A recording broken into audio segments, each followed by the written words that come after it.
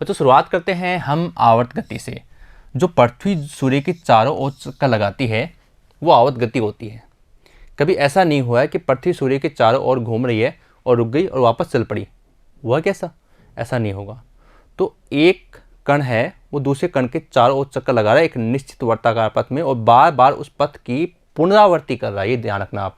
तो ऐसे ही यहाँ पर है कि जब कोई पिंड एक निश्चित समय अंतराल में, टाइम भी फिक्स है भाई, साल में कितने दिन होते हैं? 365 से 1/4 जो भी आप बोलते हो उसके अकॉर्डिंग उतना ही टाइम वो लेती रहती है। तो एक निश्चित समय अंतराल में बच्चों एक के ही निश्चित पथ की बार बार क्या जो पुनरावृत्ति होती है करता है वो क्या होती है? आवर्त गति कहलाती है। यानी पथ की पुनरावृत्ति बार बार करने पर उस गति को हम क्या कहते हैं? आवर्त गति कहते हैं। पथ की पुनरावृत्ति करने में लगा समय बच्चों क्या होता है? आवर्त काल कहलाता है। ओके, एग्जाम्पल आपके सामने, पृथ्वी सूर्य के चारों ओर क्या करती है? आवर्त गति करती है। आवर्त काल का एक उदाहरण जिसका आवर्त काल क्या है? 1 वर्ष है। तो पृथ्वी का आवर्त काल कितना? 1 वर्ष है, क्योंकि सूर्य के चारों चक्कर लगाने में उसे 1 वर्ष का समय लगता है। अब बच्चों हम पढ़ेंगे अनावर्ती गति। अगर जब कोई पिंड निश्चित समय अंतराल में पथ की पुनरावृत्ति नहीं करता है, ठीक है, जैसे मान लीजिए जो चक्कर लगाए वो रुक जाए, वापस दूसरी जगह चले जाए, बस झूला झूलते हैं, एक बार आगे एक बार पीछे, पथ की पुनरावृत्ति नहीं है, लेकिन वो एक स्थिति की दोनों ओर घूम रहा है। फिलहाल इसकी बात करते हैं। अगर वो पुनरावृत्ति नहीं करता है तो उसे हम क्या कहते हैं? अनावर्ती गति कहते हैं। अब बच्चों दोलन गति है, बहुत इंटरेस्टिंग है।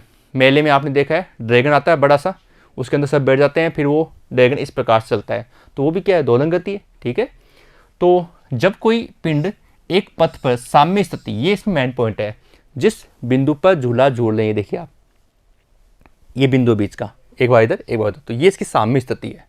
ठीक है, बीच घड़ी का पेंडुलम घूम रहा है तो बीच में जहाँ स्टॉप है स्थिर अवस्था में वो उसकी साम्य स्थिति है। जैसे ही वो बज कर इधर उधर गति करता है, विस्थापित होता है, तो वो उसी स्थिति के चारों ओर घूमेगा जहाँ वो स्थितिज ऊर्जा में था पहले। ठीक है, तो वहाँ उसकी स्थिति ऊर्जा मान क्या होता है? अधिकतम होता है। लेकिन जब वो गति करता है एक बार तो स्थिति ऊर्जा शून्य हो जाती है, लेकिन धीरे धीरे वापस वो अधिकतम आ जाती है। तो निश्चित समय अंतराल में साम्य स्थिति के इर्द गिर्द टू एंड फ्रो निश्चित समय अंतराल में बार बार क्या करते हैं? अपनी गति को दोहराता है, उसे बच्चों हम क्या कहते हैं? दोलन गति कहलाती है, उसे दोलन गति कहते हैं। अब बच्चों खास बात क्या है कि साम्य स्थिति की एक ओर जाना फिर वापस आना, ठीक है, फिर दूसरी ओर जाना फिर वापस आना, ये एक चक्कर हो गया। तो साम्य स्थिति से एक ओर जाकर साम्य स्थिति में आना, ठीक है, पुनः साम्य स्थिति की दूसरी ओर जाकर साम्य स्थिति में पुनः आना एक दोलन कहलाता है। ठीक है, अब एग्जाम्पल क्या है? दीवार घड़ी के पेंडुलम की गति, दूसरा झूले की गति जो आपको बताया था। ठीक है, अब हमारा टॉपिक आ गया सरल आवर्त गति क्या होती है। तो बच्चों जब कोई पिंड अपनी साम्य स्थिति के इर्द गिर्द इस प्रकार से गति करता है कि इस पर लगने वाला बल प्रत्येक स्थिति में साम्य स्थिति से विस्थापन के समानुपाती होता है। जैसे स्प्रिंग की गति है, आपने छोड़ दिया, वापस ऐसे जुमसा करेगी और वापस अपनी जगह आ जाएगी, तो उसकी सेंटर पॉइंट क्या थी? उसकी साम्य स्थिति थी, तो उसके इर्द गिर्द क्या कर रही है? रेखीय गति कर रही है। तो इसलिए पहला जो इसका एग्जाम्पल है वो रेखिक सरल आवर्त गति है। दूसरा घड़ी का पेंडुलम है, वो एक बार इधर गया फिर इधर गया फिर वापस आ गया, वो कोणीय है, वो कोणीय गति कहेंगे, उसको कोणीय सरल आवर्त गति कहेंगे। तो इनमें क्या होता है? एक बल अपने आप रहता है कि जैसे ही अपनी स्थिति से मूव होती है तो प्रत्यानयन बल इसको वापस खींचता है सरलेखीय गति में, और कोणीय गति में प्रत्यानयन बल आघूर्ण इसको वापस खींचता है अपनी साम्य स्थिति में। तो इसलिए ये यहाँ कहा गया है कि बल है वो उस विस्थापन के क्या होगा? समानुपाती होगा। वो बल क्या करेगा? धीरे धीरे उसको जितना दूर भेजोगे उतना ही ज़्यादा बल लगेगा, वापस उसको साम्य स्थिति में लाने का प्रयास करेगा। बच्चों एग्जाम्पल है सरल लोलक के दोलन या स्प्रिंग के दोलन। सरल आवर्त गति दो प्रकार की होती है। पहली होती है रैखिक सरल आवर्त गति। रैखिक सरल आवर्त गति में बच्चों क्या होता है कि सरल आवर्त गति में होने वाली जो दोलनी गति है, ठीक है, उसमें यदि कण का विस्थापन सरलेखीय होता है, जिसमें आपको होता है स्प्रिंग के लिए, स्प्रिंग में अगर मूवमेंट कराते हैं ना तो वो बीच वाले बिंदु पर होता है, वो रेखीय गति होती है। ठीक है, तो रेखीय गति के लिए होती है, उसे हम क्या कहते हैं? रैखिक सरल आवर्त गति कहते हैं।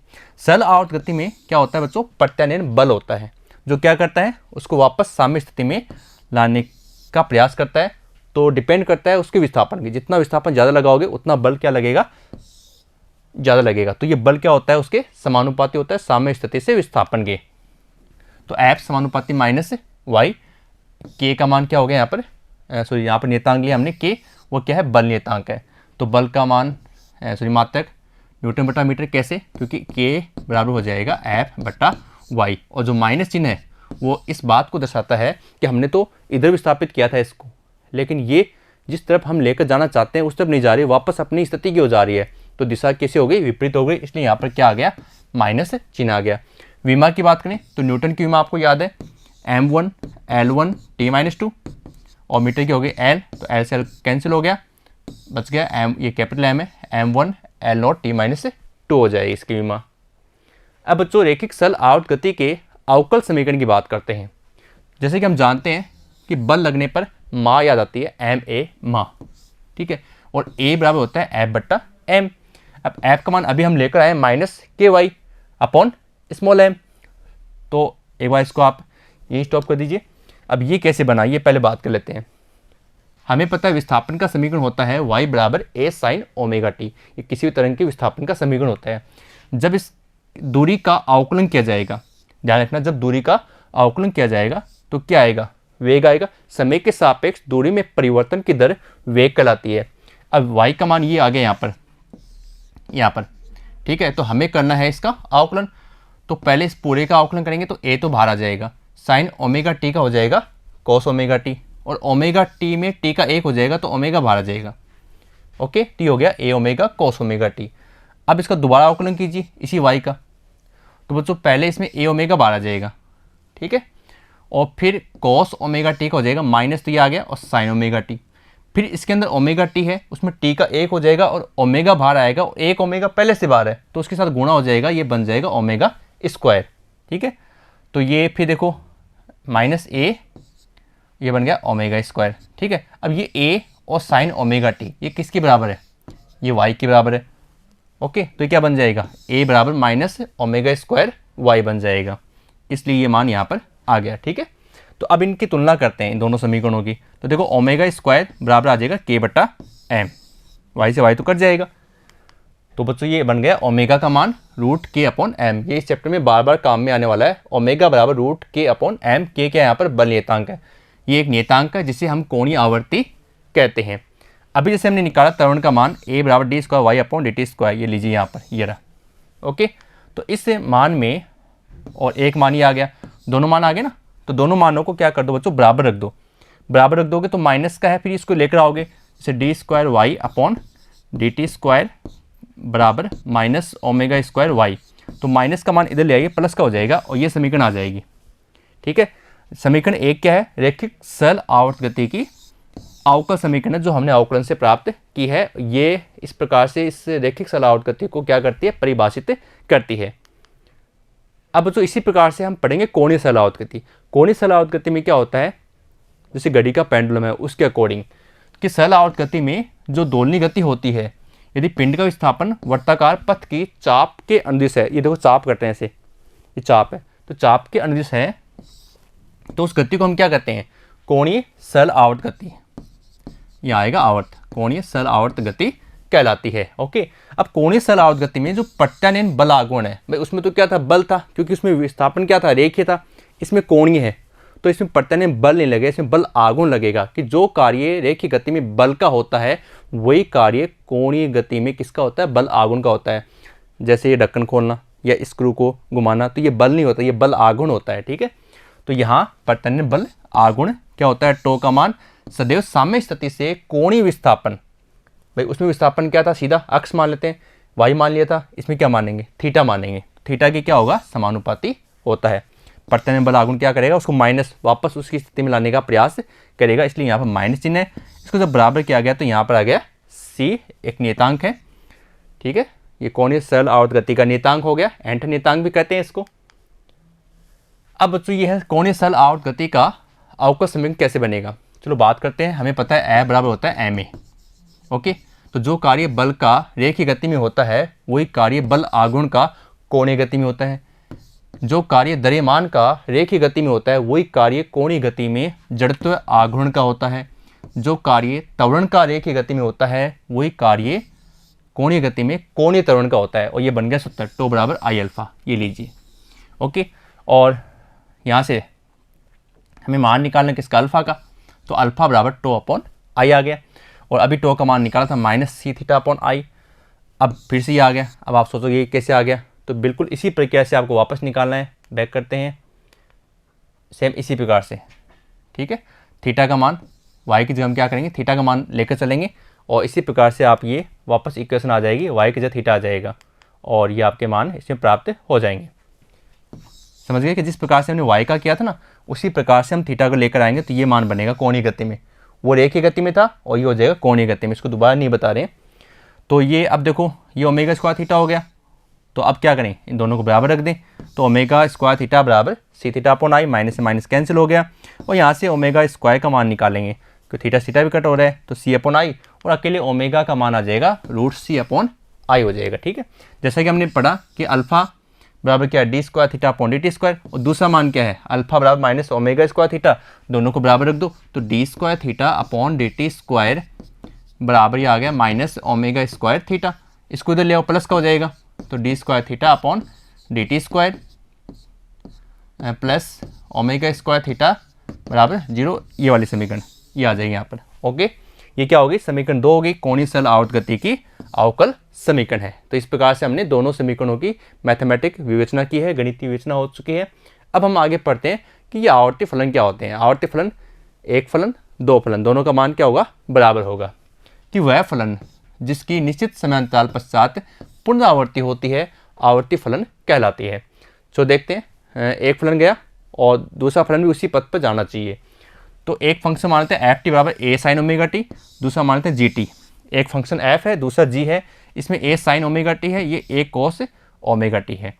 तो ए साइन ओमेगा मान आपको याद है और इसको फिट ही कर लीजिए क्योंकि 12वीं क्लास में भी ये ओमेगा का मान आपके बार बार काम में आने वाला है। तो ओमेगा जगह आ जाएगा 2 पाई अपॉन टी, आगे स्मॉल टी है, ऐसे यहाँ आ जाएगा 2 पाई अपॉन टी, आगे स्मॉल टी है। ओके, अब बच्चों इस टी की जगह आपको प्लस टी करना है।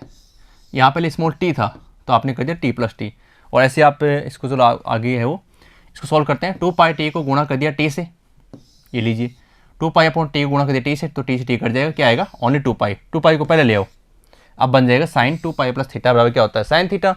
तो हो जाएगा 2 pi upon T into T small T है समीकरण नंबर 1। इसी प्रकार से हम सोल्व करेंगे दूसरे मान को, तो टी प्लस करेंगे तो ये हो जाएगा ए कॉस 2 पाई अपॉन टी, तो टी प्लस टी कर दिया इसको। तो वापस यहाँ पहले स्मॉल टी था, अब इसको गुणा कर दिया अंदर, तो ये पहला मान आ गया और टी से टी बड़ा वाला कट जाएगा। 2 पाई को पहले ले आओ, फंक्शन को सॉल्व कर दीजिए, कॉस 2 पाई प्लस थीटा बराबर होता है कॉस थीटा। अब वापस ये मान आ गया समीकरण 2। अब दोनों समीकरण आप देख रहे हो दोनों क्या है, बराबर है। इसका मतलब दोनों फंक्शन क्या कर रहे हैं, अपने पथ की पुनरावृत्ति कर रहे हैं। तो ऐसे फंक्शन को, ऐसे फलनों को हम आवर्ती फलन कहते हैं जो अपने पथ की क्या करते हैं, बार बार पुनरावृत्ति करते हैं। अब बच्चों कुछ परिभाषाएं हैं जो इस पूरे चैप्टर में हमारे काम आने वाली हैं और आगे सीनियर क्लास में भी हमारी ये काम आएंगी परिभाषाएं। पहली परिभाषा है साम्य स्थिति। क्या होती है साम्य स्थिति, वह स्थिति जहां पिंड क्या होता है, ये मूवमेंट कर रहा है और यह वापस आ गया संतुलन स्थिति में। तो वह स्थिति जहां पिंड क्या होता है, एक स्थायी संतुलन की स्थिति में होता है, उसे हम क्या कहते हैं साम्य स्थिति या माध्य स्थिति भी कहते हैं। दूसरा है तात्क्षणिक विस्थापन। किसी क्षण साम्य स्थिति में किसी समय पर सरल आवर्त गति करे कण का साम्य या माध्य स्थिति से विस्थापन, कितना मूवमेंट हुआ वो क्या है, उसका तात्क्षणिक विस्थापन कहलाता है।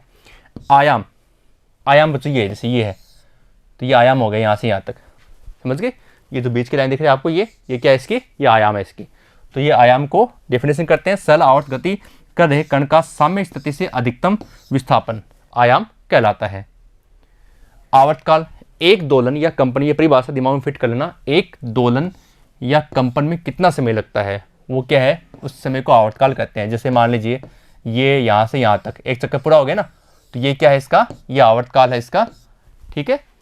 और टी समय में अगर ओमेगा कोणीय वेग है तो 2 पाई रेडियन कोण से क्या होगा, ये होगा टी बराबर 2 पाई अपॉन ओमेगा। अगर ये याद नहीं है तो मैंने एक सूत्र आपको कहा था याद रखना, ये वही है ओमेगा बराबर 2 पाई अपॉन टी, जो बार बार आपके काम आ रहा है और 12वीं में भी खूब काम आएगा ये, ठीक है। अब आवर्ती की बात करते हैं। आवर्ती की परिभाषा दिमाग में फिट कर लीजिए। प्रति सेकंड होने वाले दोलनों या कंपनों की संख्या, प्रति सेकंड होने वाले दोलनों या कंपनों की संख्या को बच्चों हम क्या कहते हैं, आवर्ती कहते हैं। और आवर्ती होती है n बराबर 1 अपॉन टी, तो इसका उल्टा 2 पाई अपॉन ओमेगा का, ओमेगा अपॉन 2 पाई, ये इसका आवर्ती का मान हो गया हर्ट्ज में, ठीक है। कोणीय आवर्ती क्या होती है, किसी पिंड के प्रति सेकंड कोणीय यानी कला कोण में, ये कला कोण में होने वाले परिवर्तन को कोणीय आवृत्ति कहते हैं। अभी मान निकाला था मैंने, कहा याद भी रखना, ओमेगा बराबर रूट के अपॉन एम, या फिर ओमेगा 2 पाई अपॉन टी और 1 अपॉन टी को हम बोलते हैं आवर्ती स्मॉल एन। ठीक है, कला या कला कोण, जैसे अब ये चल रही है, यहाँ से ये चली गई लाइन, तो ये इसका कला कोण है, एक और लाइन आगे दूसरी, ये इसका कला कोण है। तो वह राशि जिसके द्वारा कंपित कण की साम्य स्थिति से किसी क्षण की स्थिति को व्यक्त किया जाता है, यानी साम्य स्थिति से विचलन को जिस एंगल से दर्शाते हैं वो क्या होता है, वो कला कोण होता है, फेज एंगल होता है। प्रारंभिक कला कोण स्मॉल टी बराबर 0 पर, यानी स्टार्टिंग जहाँ से हम करते हैं, जैसे ये है और यहाँ से कर रहे हैं, तो इस वक्त जो केस में जो मान है उस कला कोण को हम क्या कहते हैं बच्चों, प्रारंभिक कला कोण कहते हैं। फिर कलांतर, दो कलाओं में, जैसे पहली कला दूसरी कला, ये φ1 मान लेते हैं और दूसरी मान लेते हैं φ2। दो कलाओं में सरल आवर्त गति करते समय साम्य स्थिति से सरल आवर्त गति कर रहे दो कला कोणों में अंतर को हम क्या कहते हैं, कलांतर कहते हैं। तो ये इसकी परिभाषा होगी कलांतर की। अब बच्चों इसमें एक क्वेश्चन है, छोटा सा क्वेश्चन है, लेकिन बोर्ड 11th क्लास में आया हुआ है, 11th क्लास के एग्जाम में आया हुआ है। कोई मानव हृदय है 1 मिनट में औसतन 75 बार क्या करता है, धड़कन करता पाया जाता है। तो इसकी आवृत्ति तथा आवर्तकाल परिकलित कीजिए। तो देखो बच्चों, एक एक नियम से कर लीजिए कि 60 सेकंड में कितना कर रहा है, 75, तो 1 सेकंड में कितना करेगा, वही क्या उसकी आवृत्ति प्रति सेकंड, तो 75/60 कितना आ गया, 1.25 प्रति सेकंड। आवर्तकाल क्या होता है, आवृत्ति का उल्टा, तो 1.25 को बट्टा में ले आइए और इसको भाग दीजिए, ये हो जाएगा 100/125, 25 का भाग दीजिए और ये आ गया 0.8 और सेकेंड। ओके, तो इस प्रकार से बच्चों आज के इस वीडियो में हमने सरल आवर्त गति की बेसिक जानकारी हासिल की है। अगले वीडियो में हम जानेंगे कि सरल आवर्त गति किस प्रकार से ग्राफीय, जैसे जो परिभाषाएं समझाई हैं, ये परिभाषाएं किस प्रकार ग्राफीय रूप से साम्य स्थिति में विचलन को दर्शाती हैं। तो बच्चों मिलते हैं नेक्स्ट वीडियो में, धन्यवाद।